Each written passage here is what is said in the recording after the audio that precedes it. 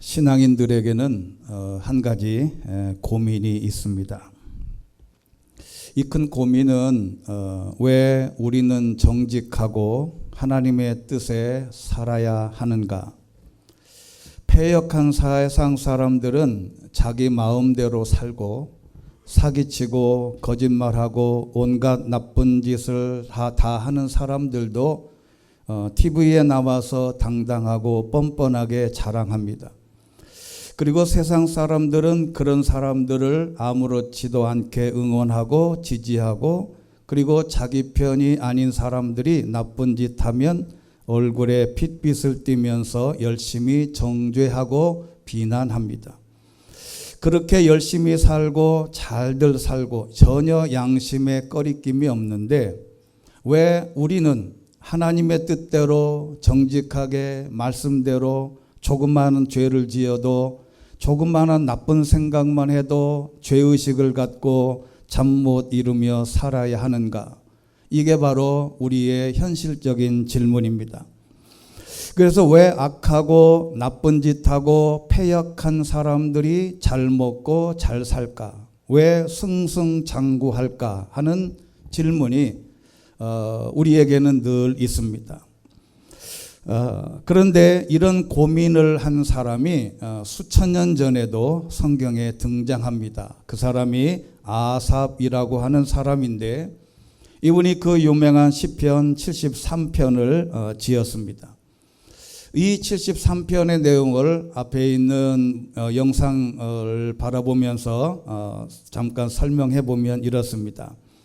이분이 그 옛날에도 이런 고민을 했어요. 하나님은 진정 이스라엘에게 선하시고 마음이 깨끗한 사람에게 선하신 분이기는 하지만, 나로 말하자면 발이 걸려 하마터면 미끄러질 뻔했다. 왜 미끄러질 뻔했을까요? 실족할 뻔했다는 겁니다. 실망과 회의가 든 것입니다. 왜냐하면 3절이지요.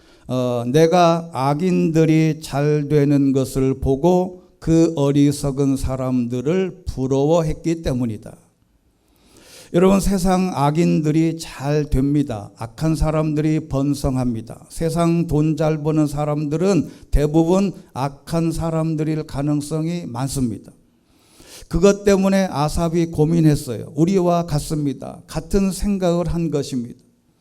이 악한 사람들이 형통한 것을 보고 너무 마음에 괴로웠습니다. 예나 지금이나 어쩌면 이렇게 똑같을까? 4절에 있는 말씀 보면 이렇게 되어 있습니다. 우리 개정개혁판에는 그들은 죽을 때도 고통이 없고 아무런 문제가 없어요. 힘을 잃지 않습니다. 5절 보면 남들처럼 걱정 근심도 있는 것도 아니에요. 남들처럼 병에 걸리지도 않습니다. 그들의 목에는 교만이라는 목걸이를 걸고 몸에는 폭력이라는 옷을 걸쳤습니다. 시도 때도 없이 폭력을 가합니다. 7절에 있는 말씀 보면 번들거리는 눈빛으로 뻐기면서 다니고 그 마음속 생각은 방탕하기 이를 데 없어요. 8절 보면 그들이 갈 때까지 다 가서 악의에 찬 말을 하고 들어줄 수 없는 오만한 말을 입에 담습니다. 9절 보면 입으로는 하늘을 대적하고 혀로는 안 가본 땅이 없어요. 입만 열면 거짓말이에요. 미국 안 가봤는데 가봤다 그러고, 혀로는 안 가본 땅이 없을 만큼 입만 열면 거짓말이에요. 속이는 말 거칠해 말로 떡을 하면 조선이 다 먹고 12바구니가 남는 입에 거짓말을 달고 삽니다. 10절에 있는 말씀 보면 그러므로 하나님의 백성들도 이곳으로 돌아와서 가득 찬 물을 다 마셔버리듯 그들의 말을 마셔버립니다. 그러면서 하는 말이, 하나님이 어떻게 알겠냐? 내가 이렇게 잘못하고 사는 거 하나님이 어떻게 알겠냐? 지극히 높으신 이가 뭘 알겠냐? 하고 하늘에 삿대질을 합니다. 12절을 보면 이 불경한 사람들을 좀 보라. 세상에서 번영하며 부를 쌓는다. 세상에서 가질 수 없는 부와 명예와 권력 모든 것을 소유합니다. 이런 현상들을 보고 아삽이 큰 고민에 빠졌어요. 실망합니다. 도대체 하나님은 왜 이렇게 세상을 만들어 놓고 방관하시는가? 정직한 자의 삶이 헛되다고 노력합니다. 세상 사람들이 이렇게 악하게 잘 살고 거짓말만 해도 승승장구하는데 기독교인들은 조그마한 잘못만 해도 내가 죄인입니다. 교회에 와서 그냥 조그마한 죄를 갖고 내가 죄인입니다 회개하고, 교회에서는 맨날 회개하라 그러고, 도대체 이게 왜 어떻게 된 일인가? 아삽이라는 사람이 고민을 했습니다. 그래서 13절 말씀 보면 내가 내 마음을 정결하게 지키고 내 손을 씻어 죄 없이 한 것이 헛된 일이다. 내가 이렇게 깨끗하고 내가 무죄하고 열심히 살아보려고 하는 게 다 헛된 일이다. 내가 종일 병들어 있고 아침마다 벌을 받고 있으니, 세상 사람들은 병도 안 걸리고 악하게 살고 거짓말하고 입에 거짓말을 달고 사는데도 잘 살아요. 모든 게 승승장구하는데 나는 지금 병들었어요. 도대체 내가 이렇게 살아있는, 이렇게 산들 무슨 의미가 있을까? 15절 보면 내가 만약 그러니 나도 그렇게 살겠다라고 했다면 주의 자녀들을 배신하는 일이 됐을 거다. 그런데도 이 아삽은 하나님의 뜻대로 살려고 노력합니다.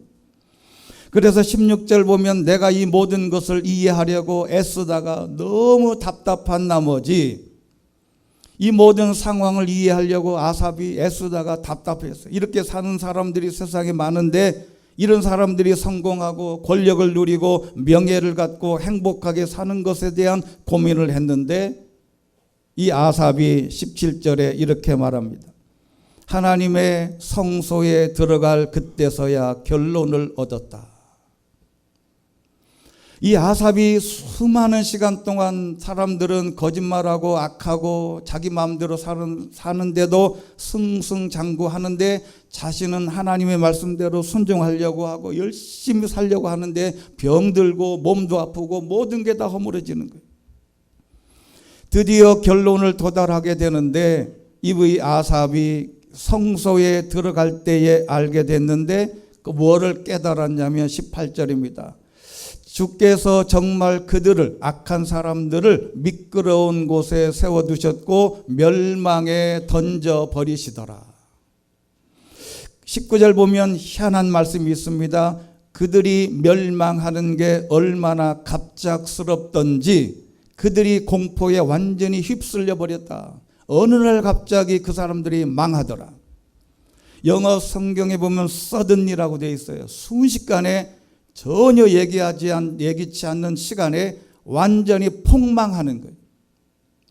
아무리 세상 사람들이, 악한 사람들이 잘 산다 한들 악한 사람들이 끝까지 잘 살 수는 없다는 것이 이 아삽이 하나님의 성소에 들어갈 때에 깨닫게 된 겁니다. 20절에 있는 말씀들을 보면 주께서 깨어나시면 그들을 형상조차 무시할 거다. 그래서 21절에 있는 말씀 보면 내 마음이 괴롭고 내 창자가 뒤틀린 듯 아팠다. 내가 어리석었고 무지했다. 하나님은 이렇게 악한 사람들을 순식간에 망하게 하는데 내가 그것을 깨닫지 못한 것에 대한 무지, 오죽했으면 내가 주님 앞에서 짐승 같았다. 여러분, 이 아삽이라는 사람이 얼마나 심각한 고민했는지, 이 고민한 것이 내가 짐승처럼 내가 너무 무지했다. 23절 보면 그럼에도 불구하고 내가 항상 주와 함께 있습니다. 주께서 내 오른손을 붙들어 주십니다. 24절 주의 지혜로 나를 인도하시고 나중에 나를 영광스러운 곳으로 데려가실 것이다. 바로 영광스러운 곳, 이게 아삽은 천국을 상징하는 거예요. 이 세상에서 아무리 잘 먹고 잘 살고 악한 일을 해서 승승장구하며 모든 것을 다 누리고 살아도 이들이 갈 곳은 뻔하다. 그래서 25절 말씀 보면 하늘에서 주 말고 내가 누가 있겠습니까? 땅에서도 내가 바라는 것은 주밖에 없습니다. 내 몸과 마음은 다 쇠약해졌지만 오직 하나님께서 내 마음의 힘이시여 영원히 지속되는 내 몫이십니다. 주를 멀리하는 사람들은 다 멸망할 것이니 주를 버리고 간음하는 사람은, 여기서 간음은 남자 여자의 간음이 아니고 이스라엘 백성들이 우상 숭배를 섬기는 것을 간음이라고 했어요. 그래서 여기서 주를 버리고 간음하는 사람은 주를 버리고 돈을 사랑한 게 간음이에요. 예수님을 버리고 돈을 사랑하고 권력을 사랑한 게 간음이다. 내가 주님보다 더 사랑한 것, 그것은 간음한 사람들은 다 멸망시키셨다. 20절 28절에 있는 말씀 파란색 글씨만 같이 한번 읽어보겠습니다. 시작. 그러나 나는 하나님과 가까이 있는 것이 좋습니다. 할렐루야. 개정개혁판에는 하나님께 가까이함이 내게 복이다. 아무리 아삽이라는 사람이 세상 사람들이 잘 살고 승승장구하는 것을 보고 부러워했던 자기를 짐승으로 묘사하더니 나중에는 나는 하나님과 가까이 있는 것이 좋다. 내가 세상 사람들과 같은 것을 누리지 못할지라도 나는 하나님과 가까이 있겠다라고 권고하는 것입니다. 근데 이게 여기만 있는 게 아니에요. 여기만 있는 게 아닙니다. 시편 37편 1절입니다. 같이 한번 읽겠습니다. 시작. 악을 행하는 사람들 때문에 초조해하지 말며 죄악을 행하는 사람들을 부러워하지 마십시오. 여러분, 세상 사람들이 잘 사는 거 부러워하지 마라. 시편 37편 7절입니다. 시작. 여호와 안에서 잠잠히 그분을 참고 기다리십시오. 일이 잘 돼가는 사람들, 곧 악한 짓을 하는 사람들이 있다고 초조해하지 마라. 너무 많이 걱정하지 마라.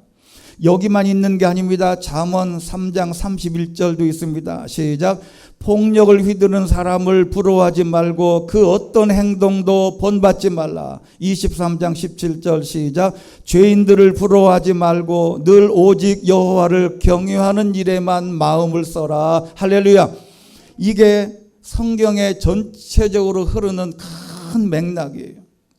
결정적으로 잠언 24장 1절입니다. 시작.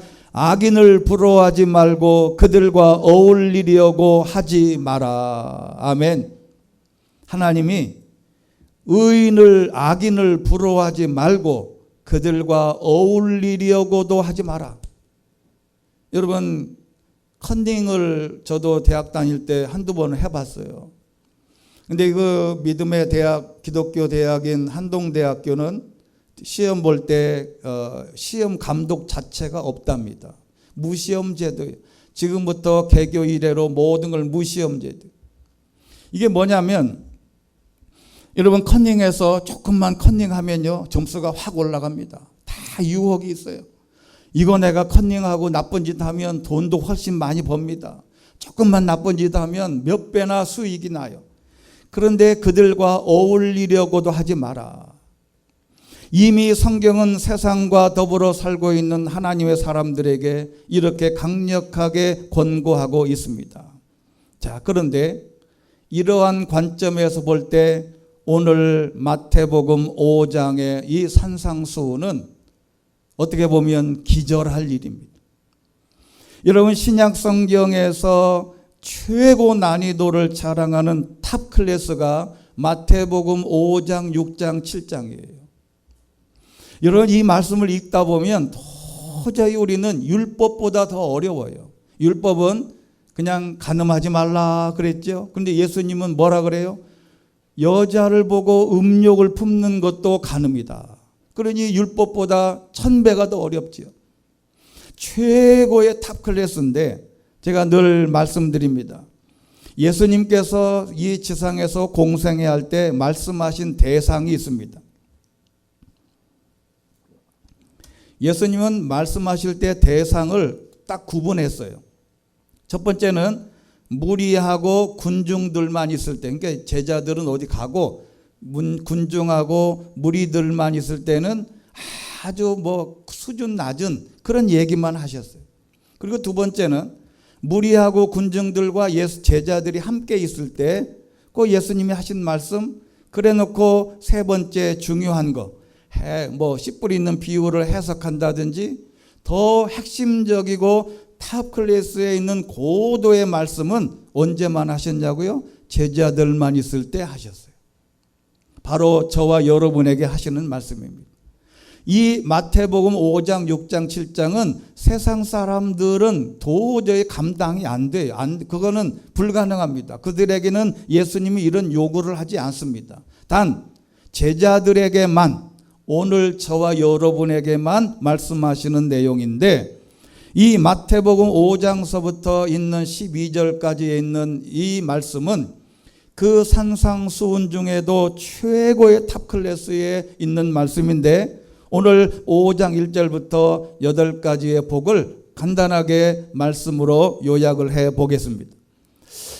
예수께서 많은 무리를 보시고 산에 올라가 앉으셨는데 그의 제자들이 다가왔다. 이제 무리들이 예수님을 다 쫓아다니다가 예수님이 무리를 다 제껴 놓으시고 산으로 올라가셨더니 제자들만 12명이 달랑 따라 나왔어요. 그때 제자들에게 이 지상에서 그리고 지구상에서 존재하는 모든 글과 언어로 된 모든 내용 중에 탑클래스의 말씀을 지금 하시는 겁니다. 첫 번째. 근데 이 복이라는 단어는요, 지지난주에 한문을 말씀할 때 복자는 옆에 있는 보일 시자는 하나님을 상징하고 그 한일자는 그 다음에 밑에 있는 입구는 사람, 그리고 밑에는 에덴 동산을 상징하는 거다 말씀하면서 복이 뭐냐? 복은 하나님과 같이 있는 상태가 진짜 복이다. 여러분, 돈과 함께 있거나 명예가 있거나 권력이 있거나 여러 가지도 복이긴 하지만 가장 큰 복은 뭐라고요? 하나님과 함께 있을 때가 가장 큰 복이다. 그래서 28절에 있는 말씀, 시편 73편에 있는 말씀은 나는 하나님과 가까이 있는 것이 복이다. 이게 진짜 복인 줄로 믿습니다. 그런데 우리가 성경을 보면요, 복이라는 단어가 오늘 그 우리말 성경을 볼 때 복되도다 짜자잔, 복되도다 짜자잔 이렇게 나오지요. 근데 원래 헬라어 본문이 그래요. 여러분, 우리나라의 가장 중요한 단어는 중간에 나와, 그리고 끝에 나옵니다. 그리고 영어나 모든 헬라어나 서양 언어를 쭉 연구하다 보면요, 중요한 게 맨 앞에 나와 있어요. 여러분들, 우리 교회 주소를 말할 때도요, 우리는 대한민국서부터 외국에서 편지를 보내면 대한민국, 사우스 코리아, 서울 이렇게 쭉 나가죠. 맨 끝에 몇 번지가 나와요.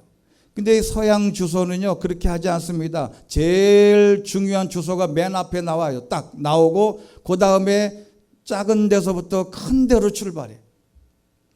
여러분, 여기 마카리오스라고 하는 복이 있다라고 하는 말을 첫 단어로 복 있는 사람은 이렇게 시작합니다.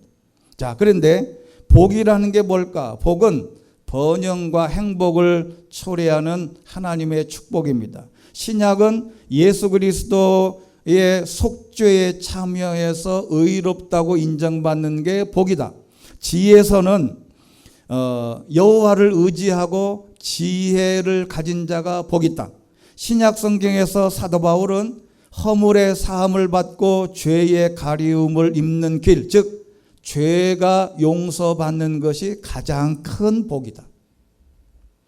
여러분, 돈이 많이 들어오고 명예가 있고 권력을 내 손에 쥐어드는 게 복이 아니고 하나님께 우리의 모든 죄를 용서함 받는 게 가장 큰 복인 줄로 믿습니다. 여러분, 저와 여러분이 교회에 나와서 항상 고백의 기도를 드릴 때 그 시간이 가장 복된 것이죠. 그래서 이 복은 성경에서 말하는 마카리오스라고 하는 이 복은 딱 하나입니다. 그것은 영적인 축복입니다. 신약에서는 예수님께서 복이라고 말씀하실 때는 눈에 보이는 그 모든 것을 다 제껴놓고 영적인 복을 말씀하는 겁니다. 그래서 첫 번째 복은 심령이 가난한 자에 대한 것입니다. 여러분, 여기 가난은 나음의 도움을 받지 않으면 안 되리만큼 결핍을 느끼고 있는 사람인데, 이 가난을 이 예수님은 어떤 가난으로 얘기했냐면 심령, 마음이 가난하다고 예수님이 말씀하셨어요. 다른 것보다 우리가 돈이 없고 먹을 것이 없고 잠잘 곳이 없는 집도 형편없는 곳에 대한 가난이 아니고 일단 마음이 가난해야 된다. 이 심령 영혼이 가난하다는 것은 영의 양식에 대한 굶주린 영적인 욕구가 강한 것이에요. 의에 목마르고 그의 나라에 목마른 상황이 되면 천국이 보장된다고 하셨는데 이게 무슨 뜻이냐면 마음에, 영혼에, 육신이 아닌 마음에 무엇인가 필요하다고 강력하게 느끼는 마음. 여러분, 우리가 예배를 예를 들어서 빠졌어요. 몇 번 빠졌어요. 그리고 뭐 예배를 드리고 말씀을 읽고 묵상하면서 나는 예배를 빠졌는데도 내가 예배에 대한 갈급함이 없다. 이게 문제가 심각하다는 거예요. 이게 뭐냐면 영적으로 여러분 우리가 밥을 안 먹으면요 얼마나 힘들어요. 저희 아버지가 살아계실 때 늘 이렇게 말씀하신 적이 있어요. 저희 아버지가 이렇게 야야 내가 나이가 들어보니까 한 끼만 건너뛰면 도저히 다리가 후들거린대. 여러분 밥 한 끼를 안 먹으면 진짜 다리가 후들거려요. 나이가 한 60, 70 넘어가 보세요. 한 끼만 안 먹으면 부들부들 떨린다고. 근데 이게 예배가 한 번 빠지고 예배가 하나님 앞에 드린 예배가 소홀했는데도 내 영적인 상태가 이렇게 불부들 떨린다는 것을 인지하지 못하면 안 된다는 거죠. 어느 날 갑자기 나는 하나님 앞에 내가 간절히 한번 기도해 봐야 돼. 내가 한번 기도원을 한번 가서 내가 한번 하나님 앞에 기도해 봐야 되겠는데 그런 마음이 생기는 게 영적인 갈급함이에요. 예배 한번 빠지면 너무 빠져서 이거 도대체 내 영혼이 어떻게 유지가 될까 강력한 갈급함. 이게 바로 성경에도 다 있습니다. 시편 42편 2절에 있습니다. 같이 읽습니다. 시작.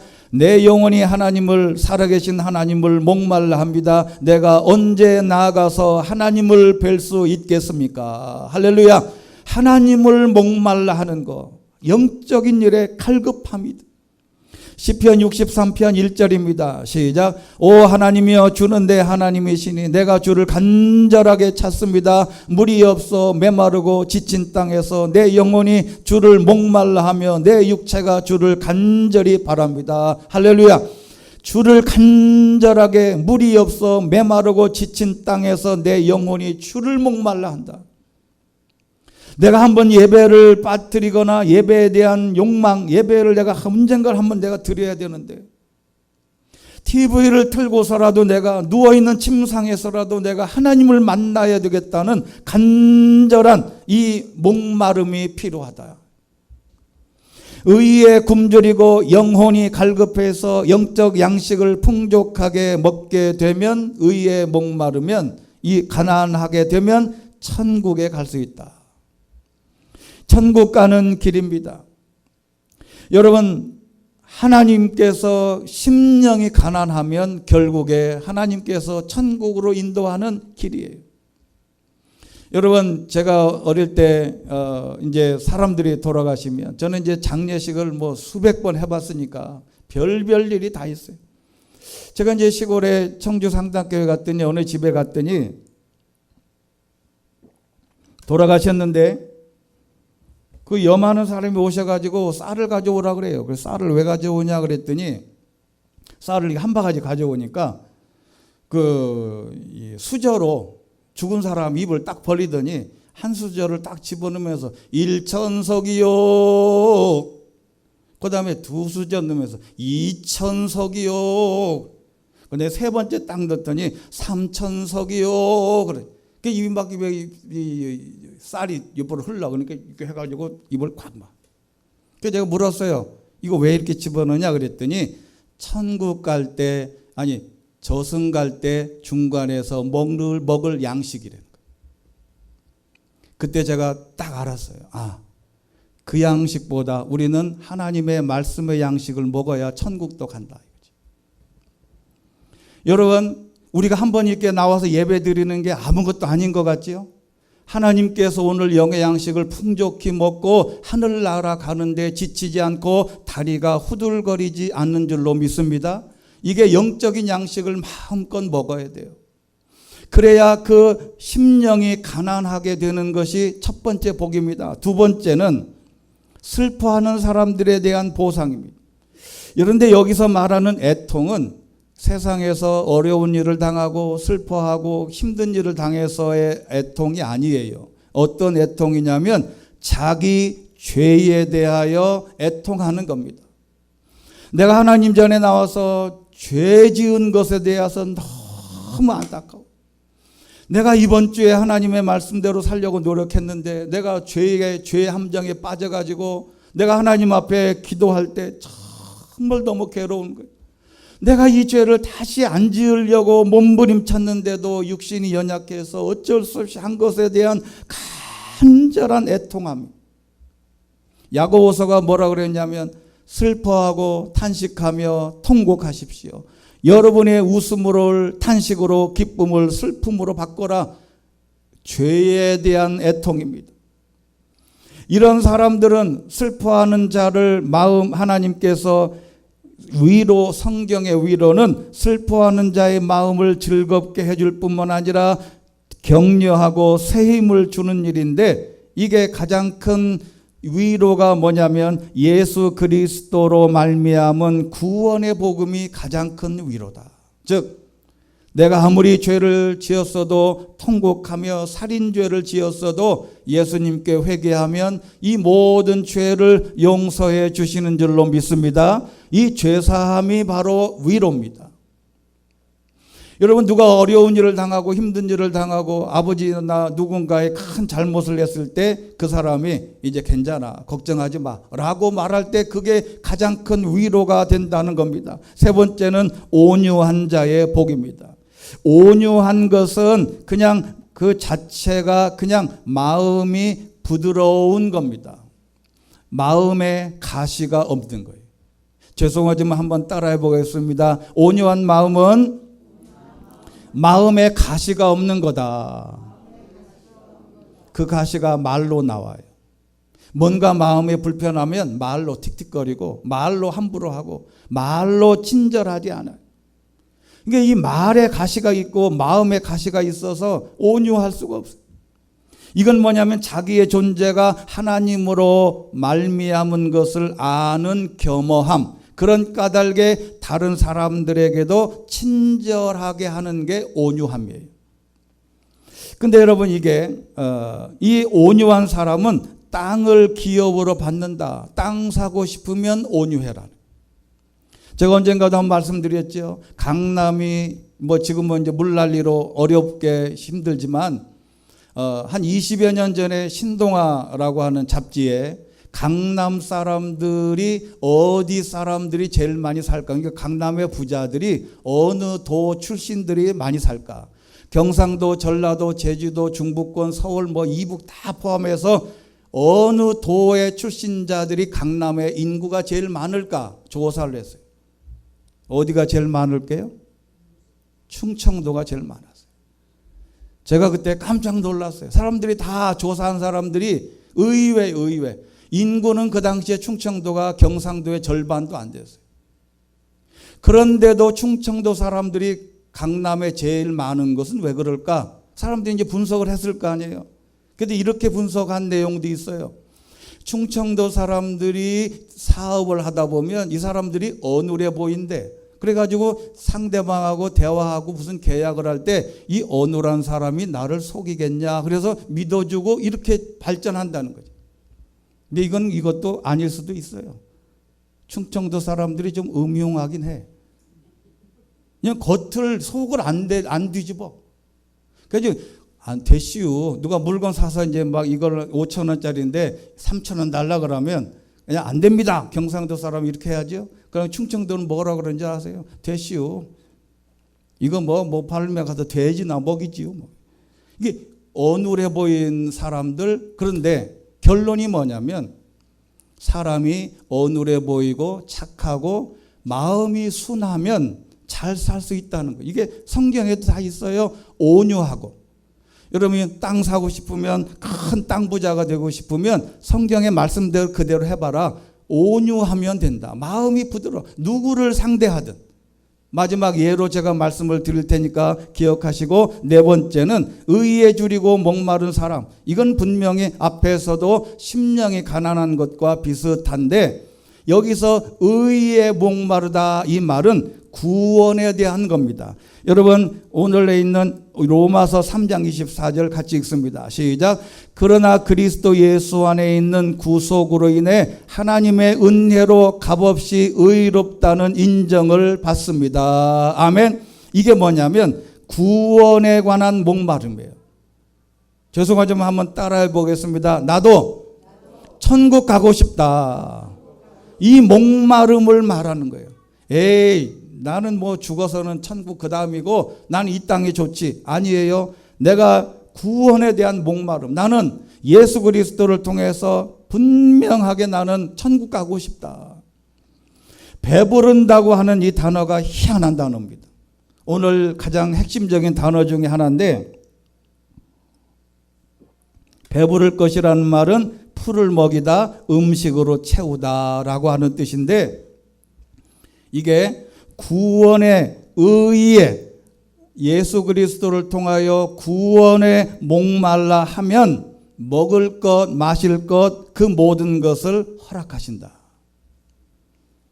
여러분, 이게 기가 막힌 말씀이에요. 잘 사는 사람도 한순간에 무너지는 게 그걸 잘못해서 그래요. 이건 누구를 탓할 수도 없어요. 그래서 이렇게 말씀합니다. 마태복음 6장 33절 시작. 오직 너희는 먼저 그의 나라와 그의 의를 구하라. 그러면 이 모든 것을 너희에게 더해 주실 것이다. 할렐루야. 구원에 대한 목마름, 의에 대한 목마름만 간절히 찾아도 하나님은 먹을 것, 입을 것은 하나님이 알아서 챙겨주신다. 다섯 번째는 긍휼히 여기는 사람. 이 긍휼은 불교에서 말하는 자비도 됩니다. 이게 긍휼은 불쌍히 여기는 마음이에요. 이 긍휼은 불쌍하고 가엾게 여겨서 도와주는 게 긍휼인데, 그냥 막연하게 불쌍하다라고만 생각하는 게 아니고, 마음속으로만 그런 게 아니고 불쌍히 여기고 그 다음까지 도와주는 것까지가 불쌍히 여기는. 여러분, 옆 사람하고 한번 인사를 해보겠습니다. 저도 이제 우리 가족 아이들끼리 어디 가면 이제 시도해 보려고 그러는데, 여러분, 외국 영화에 보면 기도하는 장면이 나오잖아요. 근데 기도하는 장면에 나올 때는 꼭 이렇게 합니다. 온 가족이 다 손을 잡고 기도해. 여러분, 이게 굉장히 좋은 것 같아요. 여러분 집에 가서 아이들하고 손자들하고 밥 먹을 때 손잡고 꼭 기도해 보세요. 다 둥그렇게 앉아가지고 손을 딱 잡고 기도하는. 옆 사람하고 한번 손잡고 한번 해보세요. 당신이 불쌍하네요. 한번 해보세요. 한번 해보세요. 당신이 불쌍합니다.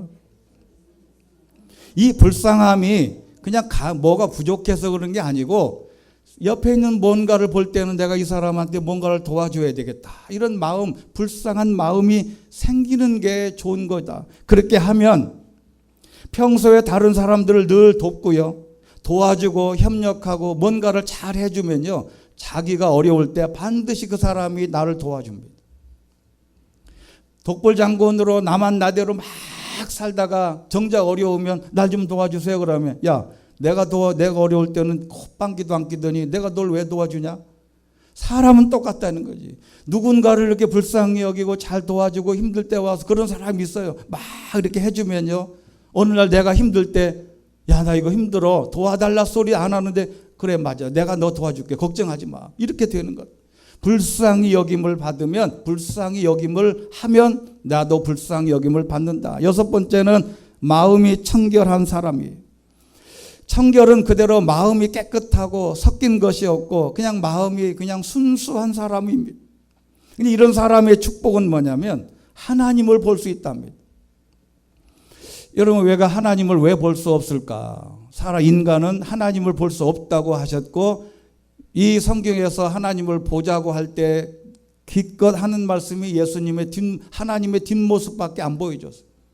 왜 그러냐? 우리 마음이 순수하지 않아서 하나님을 못 본다. 더 중요한 것은, 하나님의 눈으로 볼 수 있는 것보다 더 중요한 것은 내가 마음이 깨끗하면 하나님의 방법인 기적과 역사를 경험할 수 있다.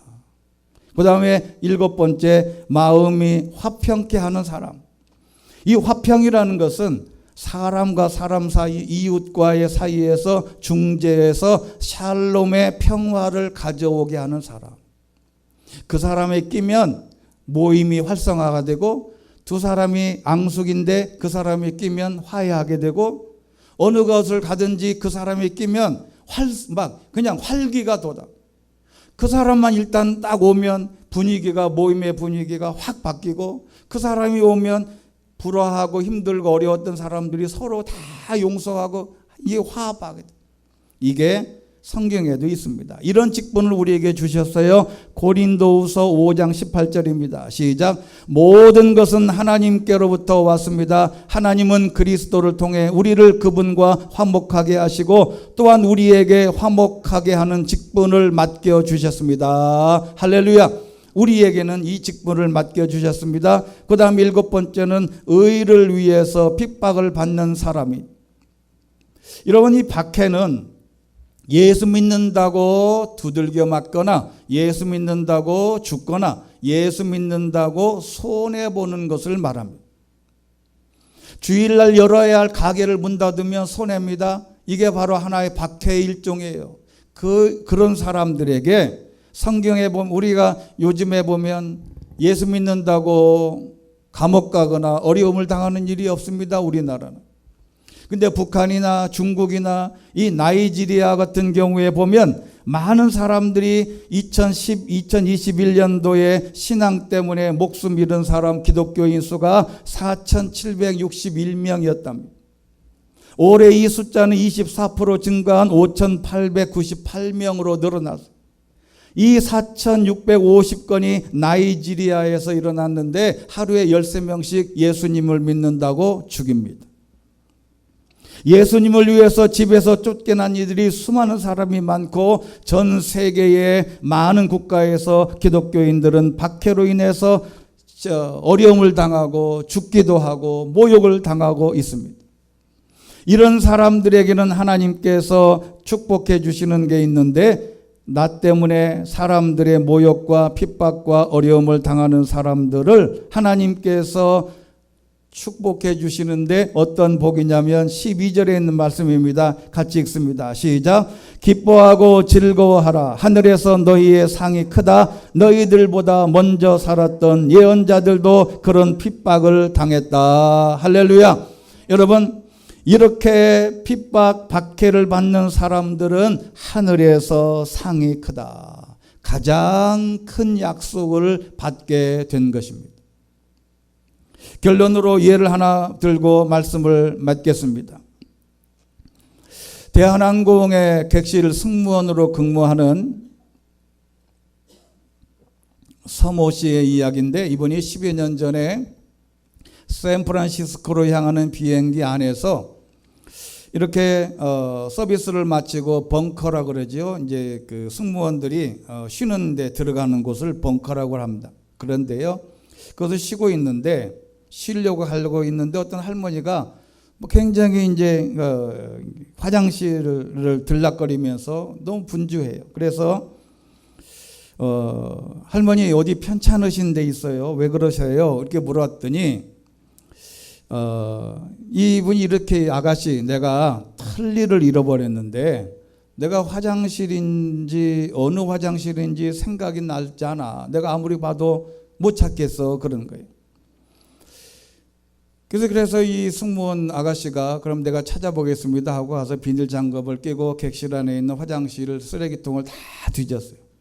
첫 번째도 없고 두 번째도 없고 세 번째 쓰레기통에 봤더니 누가 휴지에 곱게 싸서 틀니를 버린 거예요. 그러니까 할머니가 양치질을 하다가 갑자기 감시 벗겨놓았다가 나왔는데 누군가가 이를 버리는 줄 알고 휴지에 싸서 버린 거예요. 그래서 이것을 깨끗이 쓰셔서 뜨거운 물에 소독해서 할머니에게 드렸어요. 그래서 이 할머니에게 이렇게 보내드렸는데 이제 세월이 한 10년이 한참 지났답니다. 까맣게 잊을 쯤 됐는데 서 씨의 남자친구에게서 연락이 왔습니다. 남자친구와 결혼하기로 하고 예비 시댁에 인사드리기로 한 날이 얼마 남지 않았는데 이 남자친구가 그러는 거예요. 미국에서 외할머니가 오셨는데 지금 서울에 계시니 인사나 하러 가자 그러는 거예요. 그래서 이 나이가 제일 많은 어른이기 때문에 잔뜩 긴장하고 이제 새댁이 얼마나 긴장하겠어요. 가서 인사하고 제일 높은 어른한테 인사하러 가니 이제 잘 보여야 되잖아. 잔뜩 긴장하고 갔는데 어디서 많이 본 사람이 거기 있는 거예요. 누구게요? 아까 그 할머니 샌프란시스코. 그래서 이 아가씨가 할머니 처음 뵙는 분인데 그러니까 낯설지가 않아요. 자주 뵙던 분 같아요. 그러니까 갑자기 할머니가 딱 쳐다보더니 그러는 거예요. 야, 틀리. 그래서 이 할머니가 얼마나 감사했던지 나중에 또 샌프란시스코를 왔다 갔다 할 때 이 아가씨가 걸릴 줄 알고 이름을 써서 기록을 해놓은 거예요. 비행기표에다가. 외손자가 결혼할 처자가 비행기 타는 아가씨라고 해서 혹시나 했는데 이런 인연이 다 어디 있을까. 마태복음 18장 10절 보면 삼가 이 작은 자 중에 하나라도 업신여기지 마라. 성경은 앞에 말씀드린 이 8가지 복은 그거 지켜서 내가 큰 무슨 이득이 있을까 고려하지 말고 그 말씀대로 잘 지키며 살다 보면 언젠가는 예기치 않은 시간에 예기치 않은 방법으로 하나님께서 반드시 보상해 주시는 줄로 믿습니다. 여러분, 내가 돈 벌겠다고 그 악착같이 돈 벌려고 해도 돈 벌어야 병원비로 다 나가고 뻥끊어서 다 나가. 그러나 하나님의 말씀대로 순종하며 의에 줄이고 목마른 사람들처럼 열심히 하나님의 말씀대로 순종하며 살다 보면 하나님께서는 그 모든 것에 언젠가는 보상해 주신다는 것입니다. 결론입니다. 예수님이 말씀하시는 복은 물질적인 것은 하나도 없습니다. 하지만 다시 한번 말씀을 묵상해 보면 영적인 것과 물질적인 것이 동전의 양면처럼 복이 된다는 것입니다. 여러분, 오늘에 있는 이 팔복의 말씀을 마음에 새기셔서 이 땅에서도 하나님이 주신 풍성한 은혜를 누리고 천국에 소망을 두고 천국 가는 주의 백성들 되시기를 주의 이름으로 축원합니다. 자비로우신 하나님 아버지, 오늘도 우리가 예수님께서 이 놀라운 높은 수준의 말씀을 해 주셨는데 이 말씀의 수준을 우리의 믿음으로 잘 견뎌내고 지키고 순종하여 하나님이 우리에게 약속하신 많은 복된 것을 누리며 살아갈 수 있도록 은혜 내려 주시옵소서. 예수 그리스도 이름으로 기도드리옵나이다. 아멘.